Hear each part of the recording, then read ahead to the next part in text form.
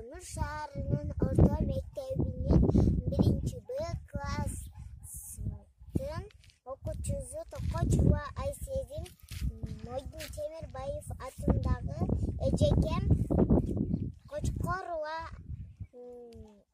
Гүлсана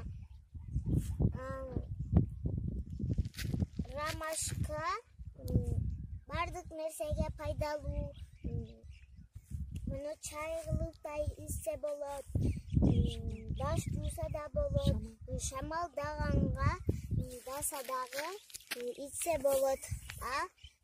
Ромашкадан шампунь жасалат. Бардык нерсеге бул ромашка пайдалуу.